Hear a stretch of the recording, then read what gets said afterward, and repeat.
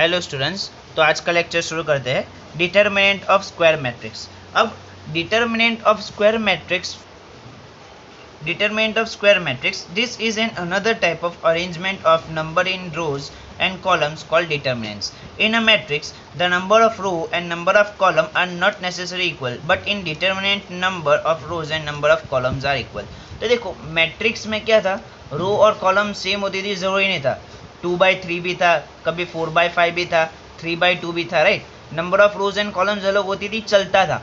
पर डिटर्मिनेंट में ऐसा नहीं चल सकता, स्क्वायर मैट्रिक्स ही होना चाहिए, मतलब number of rows and number of column same ही होने चाहिए तो ही हो सकता है, वरना नहीं हो सकता। Thus a determinant is a square arrangement of the number. A matrix cannot have a value while the value of the determinant can be find out. Matrix की कुछ वैल्यू नहीं होती। मैट्रिक्स मैंने बताया ना क्या होता है, सिर्फ अरेंजमेंट होता है, राइट। पर डिटर्मिनेंट क्या है, हम लोग कैलकुलेट करके उसकी वैल्यू निकालते हैं डिटर्मिनेंट की। The element of the determinant are shown within 2 vertical line, और उसको हम लोग क्या है, ये लाइंस के अंदर ही दिखाते हैं, राइट। ओके, तो शुरू करते हैं। एक एग्जांपल कर रहा हूँ, दैट इज 3 1 4 5। ये मैट्रिक्स है, इसका हम लोग को क्या करना है, डिटर्मिनेंट निकालना है। हमें इसका डिटर्मिनेंट निकालना है, तो इसका डिटर्मिनेंट क्या होगा, तो फाइंड करते हैं। तो देखो सबसे पहले क्या करना है, ये स्क्वायर मैट्रिक्स है ना, तो इसका क्या है, 2/2 है, तो हाँ इसका हम लोग डिटर्मिनेंट निकाल सकते हैं, वरना अगर स्क्वायर मैट्रिक्स नहीं है तो डिटर्मिनेंट नहीं निकलेगा। तो D इज इक्वल टू सबसे पहले क्या करेंगे, ये जो फर्स्ट है और ये लास्ट, मतलब ये जो डायगोनल्स है उन दोनों को मल्टीप्लाई करेंगे, माइनस ये दोनों डायगोनल्स को मल्टीप्लाई करेंगे। जो आंसर आया वो हमारा डिटर्मिनेंट है, दैट इज 3 5 जा 15 माइनस 4 1 जा 4, तो D इज इक्वल टू 11। तो ये हमारा मैट्रिक्स हो गया, डिटर्मिनेंट हो गया। समझ में? डिटर्मिनेंट में क्या करना है, देखो सिंपल है, क्रॉस डायगोनल्स को मल्टीप्लाई करके बीच में माइनस की साइन लगानी है। समझ में? ऐसे ही अगर मान लो दूसरा कुछ सम दिया हुआ है कि 7 3 8 एंड 2, अगेन तो हम लोग क्या करेंगे, D is equal two diagonals को मल्टीप्लाई 7 इंटू 2 माइनस इन दोनों को मल्टीप्लाई 3 इंटू 8, तो कितना होगा, 7 2 जा 14 माइनस 3 8 जा 24। तो इस टाइप के जितने भी सम होंगे सब हो जाएगा। एक बार माइनस का देख लेते हैं हम लोग। तो मान लो क्वेश्चन दिया हुआ है आपको,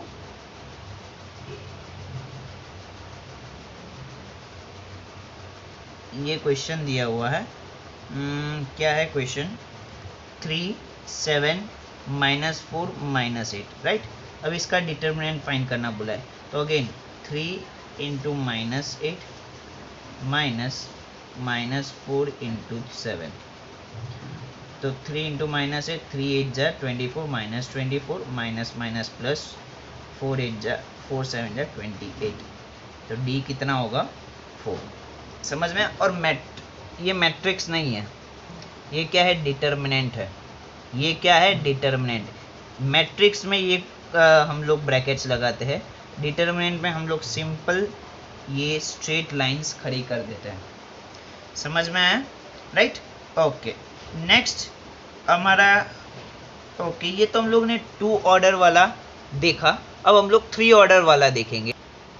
अब हम लोग 3 ऑर्डर वाला डिटर्मिनेंट्स देखेंगे कि 3 ऑर्डर वाले में डिटर्मिनेंट्स किस तरह करते हैं। तो मैं आपको एग्जांपल के साथ ही समझाता हूँ। एग्जांपल 11 में देखो आपके पास क्वेश्चन है 1 4 7 2 5 8 3 6 9, राइट। ये हमारे क्वेश्चन है 1 4 7 2 5 8 3 6 9। अब इसका हम लोग डिटरमिनेंट किस तरह निकालेंगे, तो देखो सबसे पहले हम लोग क्या करेंगे, जो फर्स्ट एलिमेंट है वो लिखेंगे, उसके बाद में उसके बाजू में उसका माइनर फैक्टर लिखेंगे। देखो व्हाट इज माइनर फैक्टर, तो माइनर फैक्टर मतलब कि वो जो नंबर जिस रो में है और जिस कॉलम में है उसको छोड़ के जितने भी एलिमेंट्स बचते हैं वो उसके माइनर फैक्टर हुए। Are you getting it? I am repeating it again, के जिस भी रो में और जिस भी कॉलम में वो नंबर है उसको छोड़ देना है, वो रो और वो कॉलम के नंबर्स को। बाकी जितने भी एलिमेंट्स बचे वो सारे उसके माइनर फैक्टर्स होंगे। समझ में आया? तो देखो ये 1 है तो 1 के लिए ये रो है तो ये रो छोड़ देना है, और 1 के लिए ये कॉलम है तो ये रो है तो ये रो छोड़ देना है, ये कॉलम है तो ये कॉलम छोड़ देना है। तो कितने बचे? ये नंबर्स बचे। तो ये इसके क्या होंगे? फैक्टर्स होंगे, माइनर फैक्टर्स होंगे। समझ में आया? फर्स्ट एलिमेंट लिखना है, फिर उसका रो और कॉलम छोड़ देना है, उसके बाद के जितने एलिमेंट है वो लिखने हैं। फिर ये प्लस लिया तो बाजू वाला माइनस, अपोजिट साइन वाला लेना है, एक प्लस तो दूसरा माइनस, फिर वापस प्लस तो फिर वापस माइनस। समझ में आया? तो ये प्लस लिया तो अब माइनस लेंगे, माइनस अगेन सेकेंड एलिमेंट क्या है? 2। अगेन उसके हम लोग क्या करेंगे? माइनर फैक्टर लिखेंगे। 2 कौन से रो में है? तो ये रो और ये कॉलम, सॉरी ये रो और ये कॉलम कट, तो कौन से बचे? 4, 7 एंड 6, 9। तो ये इसके प्राइम माइनर फैक्टर होंगे। अब माइनस के साइन ली, अब वापस क्या करेंगे? प्लस के साइन लेंगे, +3। अगेन ये रो और ये कॉलम छोड़ देना है, कौन से बचे? ये बचे, दैट इज 4, 7, 5 और 8। समझ में आया क्या करना है? सबसे पहले देखो अगेन सबसे पहले फर्स्ट एलिमेंट लिखना है, उसका माइनर फैक्टर लिखना है, फिर अपोजिट से लेनी है, पहले प्लस से ही शुरुआत करनी है, पहला प्लस, दूसरा माइनस, तीसरा प्लस, चौथा माइनस, पांचवा प्लस, इस तरह। राइट? तो पहला हम लोगों ने 1 लिखा, फिर उसका माइनर फैक्टर लिखा, फिर -2 लिखा, फिर उसका माइनर फैक्टर लिखा, फिर +3 लिखा, फिर उसका माइनर फैक्टर लिखा। बस ये हो गया। अब हम लोग क्या करेंगे? हम इसका डिटर्मिनेंट फाइंड कर लेंगे। इसका डिटर्मिनेंट कैसे फाइंड करेंगे? तो ये इसका डिटर्मिनेंट तो हमें पता ही है किस तरह फाइंड करना है, 2 ऑर्डर्स का, इन दोनों को मल्टीप्लाई माइनस इन दोनों को मल्टीप्लाई। तो 1 4 5 7 जा 5 7 जा 5 और 9 है, सॉरी 5 9 जा 45 माइनस 6 8 जा 48 -2 4 9 जा 36 माइनस 6 7 जा 42 +3 4 8 जा 32 माइनस 5 7 जा 35। तो D is equal to 1 into 45 minus 48 that is -3 -2 36 minus 42 that is 6 -6 +3 और इसका कितना होगा? -3। तो अब इन सबको मल्टीप्लाई करें तो 1 into -3 -3 minus minus plus 12 minus plus minus 3 3 जा 9, तो -3 -9 माइनस -3 -9 -11 ने +12 दैट इज 0। तो डिटरमिनेंट कितना हुआ हमारा? 0 हुआ। समझ में हमारा जो 3 ऑर्डर का होगा दैट इज 3/3 का मैट्रिक्स होगा उसे किस तरह सॉल्व करना है। राइट? अगेन मैं एक और सम कर रहा हूँ आप लोग के लिए, तो आप अच्छे से ध्यान दीजिए वापस। तो क्या करना है? देखो सबसे पहले जो क्वेश्चन है वो लिख लेते हैं हम लोग। 4 3 1 7 2 5 8 6 0। राइट? अगेन अब इसमें हम लोग क्या करेंगे? सबसे पहले क्या करेंगे? D is equal to first element 4 है तो वो प्लस रहेगा, फिर उसका माइनर फैक्टर, मतलब कि ये इस रो में है और इस कॉलम में वो छोड़ देना है। तो हमारे जो फैक्टर्स बचे दैट इज एलिमेंट्स बचे 2 5 6 और 0। फिर प्लस लिया तो यहाँ माइनस, सेकेंड एलिमेंट 7 लेना है, 7 लिया, अब 7 का रो और 7 का कॉलम छोड़ देना है। तो क्या है? 3 1 6 और 0, तो 3 1 6 और 0 ये इसके माइनर फैक्टर हुआ। फिर हम लोग को प्लस लेना है, प्लस थर्ड एलिमेंट है 8, सिर्फ 3 ही, कोई भी 3 ही एलिमेंट लेने। देखो एक चीज़ ध्यान रखो।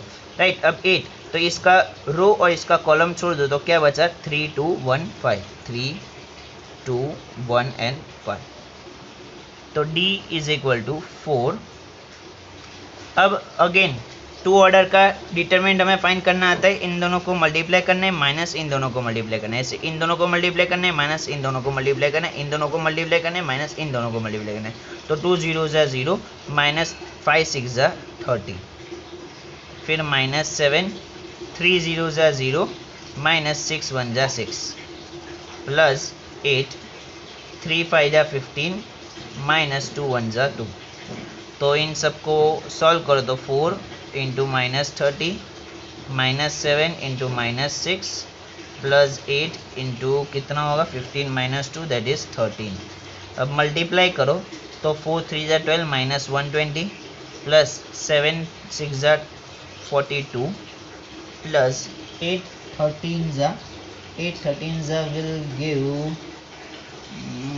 104, राइट। तब इन सबको सॉल्व करो that is minus 120 plus 104 that is minus 16 plus 42 that is 26। आ गया हमारा determinant d is equal to 26। समझ में आया कि 3 ऑर्डर का डिटर्मिनेंट हो तो किस तरह फाइंड करना है, राइट। अब थोड़ी सी हमारी थियरी है that is difference between determinant and matrix. तो डिटर्मिनेंट और मैट्रिक्स का हम लोग देखते हैं। तो in determinant the number of rows and columns are equal, determinant में रोज एंड कॉलम सेम होनी चाहिए। In matrix the number of rows and columns are not necessary equal, मतलब उसमें row number of rows and column same हो वो जरूरी नहीं है। Second, in determinant the element are shown between 2 vertical lines, हम लोग वर्टिकल लाइन्स में बताते हैं, जबकि मैट्रिक्स में हम लोग स्क्वायर बॉक्स है, राउंड बॉक्स है या फिर कर्ली बॉक्स है उसमें दिखाते हैं। डिटर्मिनेंट के पास वैल्यू होती है, मैट्रिक्स के पास कोई वैल्यू नहीं है, वो सिर्फ एक टाइप का अरेंजमेंट है जो मैंने आपको ऑलरेडी पहले बताया। और लास्ट पॉइंट क्या है, if each element of any row और column of a determinant is multiplied by a constant, the determinant is multiplied by that constant. If all the element of the matrix are multiplied by a constant, the matrix is multiplied by that constant. If each element of any row or column of a determinant is multiplied by a constant, मतलब ये actually एक उसके theory है, theorem है matrix का, determinants का, कि अगर डिटर्मिनेंट्स का कोई भी एक रो या फिर कोई भी एक कॉलम अगर कोई नंबर से हम लोग मल्टीप्लाई करते हैं तो हम लोग क्या करेंगे, डिटर्मिनेंट को भी उस नंबर से मल्टीप्लाई कर देंगे, हमारा आंसर आ जाएगा।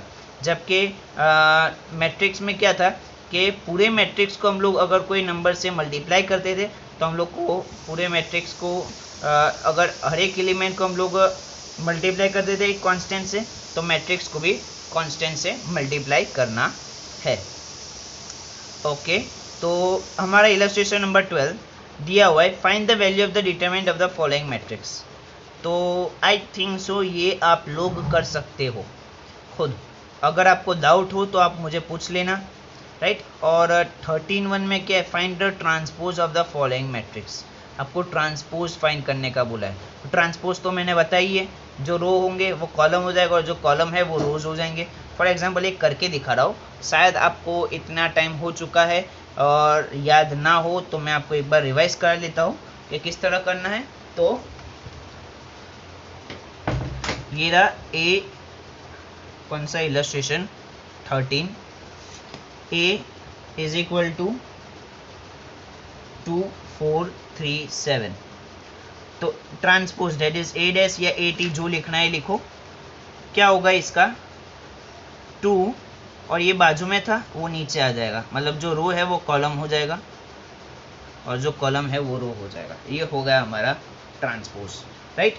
अब ऐसे ही बी का ट्रांसपोज फाइंड करना है, तो बी का ट्रांसपोज किस तरह फाइंड करेंगे, 1 0 1 2 1 1 3 0 7। तो बी का ट्रांसपोज फाइंड करना है तो हम लोग किस तरह करेंगे, 1 ये पूरी रो को हम लोग कॉलम बना लेंगे, ये पूरी रो को कॉलम बना लेंगे और ये पूरी रो को कॉलम बना लेंगे, बन गया हमारा ट्रांसपोज, राइट। ये सारी चीज़ें याद रखनी है क्योंकि ये सब जाके आगे होके लिंक होंगे। डिटर्मिनेंट्स है, ट्रांसपोज है, माइनर्स है। माइनर्स भी याद रखने के क्या होता है कि जिस रो और जिस कॉलम में ये लोग होते हैं वो रोज और कॉलम्स के एलिमेंट्स छोड़कर बाकी सब के एलिमेंट्स ले लेने हैं, वही होता है, राइट। अब एक बार हम लोग लॉ ऑफ डिटर्मिनेंट्स देख लेते हैं। तो सबसे पहले theorem 1, A determinant is unaltered by changing its row into column and its column into row. अगर तुम डिटर्मिनेंट्स में इसकी जो रो है उसको कॉलम कर दो और जो कॉलम है उसको रो कर दो, मतलब अगर ट्रांसपोज कर दो, फॉर एग्जांपल ये हमारा क्वेश्चन है हम लोग ने सॉल्व किया, अब इसके ट्रांसपोज कर दो और उसका हम लोग डिटर्मिनेंट निकाले तो डिटर्मिनेंट वही का वही रहेगा, मतलब 26 का 26 ही आएगा। अगर हम लोग इसका ट्रांसपोज करें और फिर उसका डिटर्मिनेंट निकाले तो भी डिटर्मिनेंट वही रहेगा, सेम रहेगा, चेंज नहीं होगा। Theorem 2, the interchange of two row and column change the sign of the determinant without altering its numerical value। हाँ, ये बहुत इंपॉर्टेंट चीज़ है, ये चीज़ का ध्यान रखना है कि अगर तुम्हारा डिटर्मिनेंट है 4 3 1 7 2 5 8 6 0, राइट, तो अगर हमने इसमें सिर्फ कोई भी दो रोज या दो कॉलम को इंटरचेंज कर दिया, राइट, एक दूसरे से इंटरचेंज कर दिया, अदला बदली कर दी, राइट, फॉर एग्जांपल 3 2 6 को ऊपर डाल दिया, 4 7 8 को नीचे डाल दिया और 1 5 0 को वैसे के वैसे ही रखा, तो इसका आंसर हमारा डी का क्या आया था, इसका डी का आंसर -26 आया था, तो इसका भी 26 ही आएगा, बट साइन अपोजिट हो जाएगी, माइनस हो जाएगी। ये हम लोग ने क्या किया, रो चेंज कर दिया। हाँ, बट कंडीशन इज दो का ही करना है, आप तीनों तीन का चेंज कर दोगे नहीं आएगा आंसर। ये सिर्फ दो के लिए है कि अगर सिर्फ आपके दो रोज या दो कॉलम आप इंटरचेंज करते हो तो डिटर्मिनेंट वैल्यू सेम रहेगी बट साइन अलग हो जाएगी, प्लस होगा तो माइनस हो जाएगी, माइनस होगा तो प्लस हो जाएगी। Next, uh determinant in which two rows and two columns are identical is equal to 0। अगर आपका डिटर्मिनेंट का आंसर 0 आ रहा है, अगर आपके दो रोज या दो कॉलम सेम टू सेम है, राइट, तो इसका मतलब ये होगा कि आपका डिटर्मिनेंट की वैल्यू 0 ही आएगी। Is that clear? क्या बोल रहा हूँ मैं, अगेन रिपीट कर रहा हूँ, अगर आपके दो रोज या फिर दो कॉलम में से अगर ऐसा है, फॉर एग्जाम्पल मैं आपको दिखाऊँ एग्जाम्पल के साथ कि 4 7 8 3 2 6 3 2 6, देखो यहाँ दो रो सेम है तो इसका डिटर्मिनेंट 0 ही आएगा, बात खत्म। इसका डिटर्मिनेंट कंफर्मली 0 आएगा। ऐसे ही कॉलम अगर सेम है, फॉर एग्जांपल 4 3 1 4 3 1 8 6 0, तो इसका भी डिटर्मिनेंट 0 आएगा। क्यों? क्योंकि दो कॉलम सेम है। समझ में आया? ये थियरम कहता है। फिर next, if every element in any row और any column is multiplied by k then the determinant is multiplied by k। अगर कोई भी रो या कोई भी कॉलम आप k से मल्टीप्लाई करते हो, कोई k मतलब कोई भी नंबर से कोई एक भी रो, जो हम लोग ने अभी पता है पॉइंट नंबर 4 देखा था डिफरेंसेस में, डिटरमिनेंट्स और मैट्रिक्स में, कि मैट्रिक्स में क्या होते हैं, सारे एलिमेंट्स अगर एक नंबर से मल्टीप्लाई होते हैं तो मैट्रिक्स को भी उस नंबर से मल्टीप्लाई कर देना, राइट। डिटरमिनेंट में थोड़ा सा अलग है, डिटरमिनेंट में सारे एलिमेंट्स को मल्टीप्लाई नहीं करना है, डिटरमिनेंट में खाली कोई एक नंबर को भी हम लोग मल्टीप्लाई करते, एक रो या एक कॉलम को अगर हम लोग कोई नंबर से मल्टीप्लाई करते तो पूरा जो डिटरमिनेंट आएगा उसको भी उस नंबर से मल्टीप्लाई करना है। फॉर एग्जांपल हम लोगों ने अभी ये फाइंड किया है 4 3 1 7 2 5 8 6 0, राइट। इसका हमारा डी क्या आया? डी आया हमारा 26, राइट। अगर मान लो हम लोगों ने ये फर्स्ट रो को 2 से मल्टीप्लाई कर दिया तो हमारा फर्स्ट रो क्या होगा? दैट इज 2 4 जा 8 3 2 जा 6 1 2 जा 2 7 2 5 8 6 0, तो इसका डी भी क्या होगा? डी को भी हम लोग क्या करेंगे? 2 से मल्टीप्लाई कर देंगे, तो 2 6 जा 12 2 2 जा 4 152 आ गया हमारा डिटरमिनेंट। समझ में आइए? ये कहना चाहते हैं कि अगर कोई भी आप एक रो या कोई भी एक कॉलम से आप कोई नंबर मल्टीप्लाई करते हो तो आप वही चीज़ उसके डिटरमिनेंट के साथ कर दो, आ जाएगा आपका आंसर, राइट। और मैट्रिक्स में क्या था? अगर हर एक के साथ आपको मल्टीप्लाई कर रहे हो तो आप पूरे मैट्रिक्स के साथ मल्टीप्लाई कर दो, सेम रहेगा। Theorem 5, a determinant can be expressed as a sum of two determinants by expressing every element in any row or column as the sum of two number। Okay, तो ये क्या कहना है, a determinant can be express as a sum of two determinant by expressing every element in any row और column as the sum of two number. मतलब कि अगर आपको इस तरह दिया हुआ है कि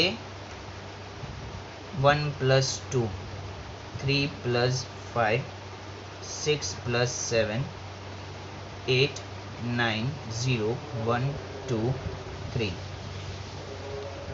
राइट। अगर आपको इसको चेंज करना है, अगर आपको इसको फाइंड करना है, तो आप इस तरह भी कर सकते हो कि 1 3 6 8 9 0 1 2 3, इसका डिटरमिनेंट फाइंड कर लो और इसका इस तरफ का 2 5 7 8 9 0 और 1 2 3 को कर दो, आपका आंसर दोनों का सेम ही आएगा। आप इसका मैट्रिक्स फाइंड कर, इसका डिटरमिनेंट फाइंड करो या इन दोनों का डिटरमिनेंट फाइंड करके प्लस कर दो, आपका सेम ही आएगा।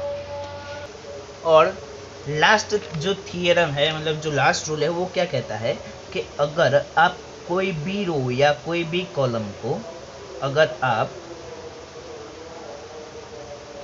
फॉर एग्जांपल है ये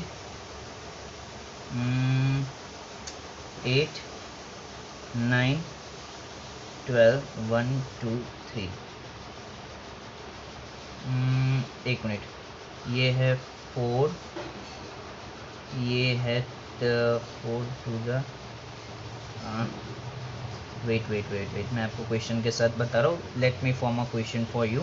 okay, let me form a question for you. Okay, 1 2 3 4 5 6 7 8 9। अब अगर आप फर्स्ट कॉलम को, ये 4 है, 4 को 2 से डबल करो, मतलब 4 2 जा 8, इसको 5 से 2 से डबल करो तो 10, और इसको डबल करो तो 12। इसका आप जो मैट्रिक्स फाइंड करोगे, आई रिपीट, आप इसका जो डिटर्मिनेंट, सॉरी, आपका इसका जो डिटर्मिनेंट फाइंड करोगे, तो आपका इसका डिटर्मिनेंट जो भी फाइंड करोगे, और जो ओरिजिनल था 1 2 3 4 5 6 7 8 9, इन दोनों के डिटर्मिनेंट सेम रहेंगे, सेम ही होंगे दोनों के डिटर्मिनेंट। समझ में आ रहा है? मतलब कि अगर आप उसके बाजू वाली रोज को किसी भी नंबर के साथ मल्टीप्लाई करके प्लस करो, फॉर एग्जांपल 4 को 2 से मल्टीप्लाई करके प्लस किया, 5 को 2 के साथ मल्टीप्लाई करके प्लस किया, 6 को 2 के साथ मल्टीप्लाई करके प्लस किया, और इसका डिटरमिनेंट फाइंड करो, या फिर ओरिजिनल क्वेश्चन था उसका डिटरमिनेंट फाइंड करो, दोनों सेम ही रहेगा। इसी तरह कॉलम्स में भी है कि आप मान लो ये कॉलम है, यही कॉलम का डबल या ट्रिपल आपने इसमें प्लस कर दिया और ओरिजिनल होगा, उन दोनों का डिटरमिनेंट सेम ही होगा, राइट। तो ये हमारे सम्स है। That's it for the day. Thank you and have a nice day. बाकी के सम्स और आगे के थियरीज हम लोग कल पढ़ेंगे। डिटरमिनेंट्स के रिलेटेड जितने भी इलस्ट्रेशन है आप ख़त्म कर दीजिए, और थियरी प्लीज़ रीड करिए। आज तक मैंने जितनी भी पढ़ाई है ऑल एंड सॉल्व, पहले से लेकर अभी तक। तो हमारा कल का जो सेशन है वो adjoint of the square matrix है, वो हम लोग कल शुरू करेंगे। That's it for the day. Thank you and have a nice day.